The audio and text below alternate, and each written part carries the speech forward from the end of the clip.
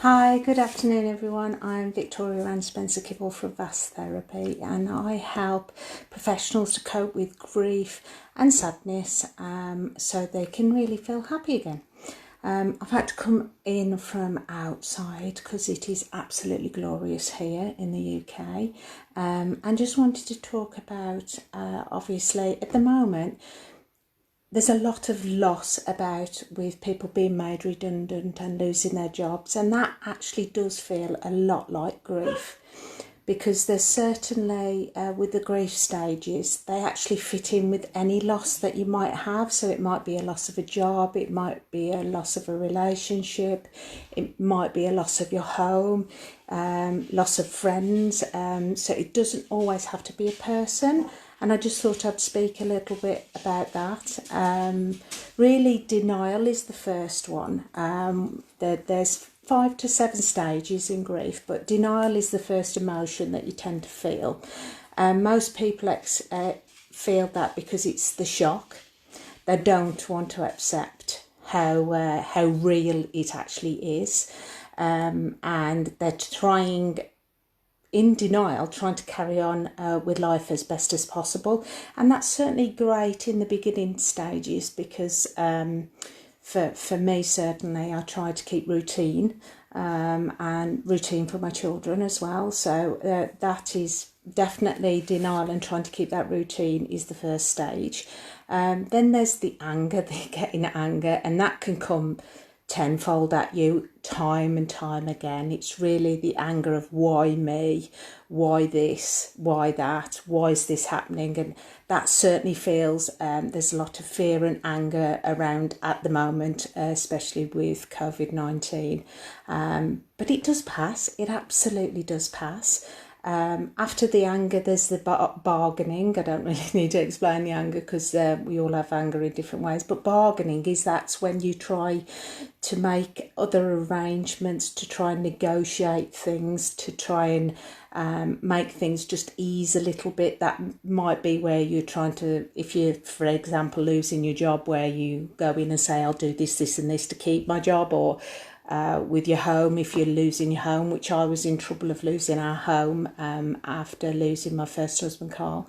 I went to the bank manager, bargaining, trying to do anything to keep our home. That was one of the things that I remember doing consistently at the beginning, and constantly was, all I want is my home. I want my home. I want to keep my home. And that's why I understand the stages of grief also affect the stages of loss in our life as well. Then becomes the next stage is normally the depression, the real sadness, it's kind of settling in that this is real, this is my life now.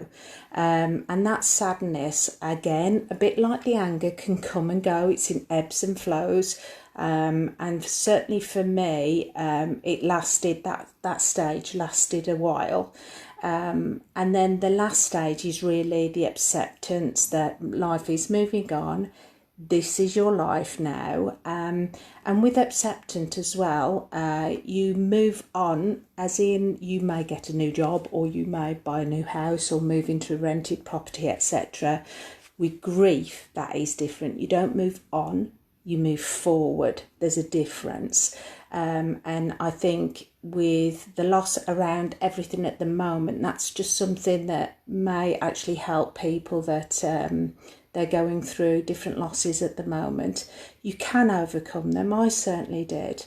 And there is hope, and there is future, and there is a wonderful future ahead of you. You choose your own happiness. It starts from within. It's not external. You need to make things that you want more familiar. So in other words, you do have to pick yourself up out of that anger or that depression stage where you're accepting the inevitable. You do have to pick yourself up and literally say, I can do this, because you can. And when you tell yourself you can, you absolutely can. Because the mind only does what you tell it to do. So tell it good things. And if you tell it good things, then those things will come to you. So that was just my thoughts for today, because I know that there's a lot of people out there suffering loss in different ways, and that loss is very much associated with grief and the secondary losses that you get through grief as well, especially when you lose a husband or a partner. That certainly is. There's lots of secondary losses. So if that helps anyone today, know that you can overcome it. But if you're still struggling, then I'll be dropping my Calendly link in the comments below, and you can always contact me for any free tips, and we can have a free discovery call chat where I can see if I can help you with what you're going through, whether it be actual grief or loss, as in a loss of a job or a loss of a home or a loss of a friendship. They all matter. We all have a story to tell, so make sure yours a really good one. And yeah, just remember, inspire to achieve and achieve to inspire. Thanks everyone. Bye.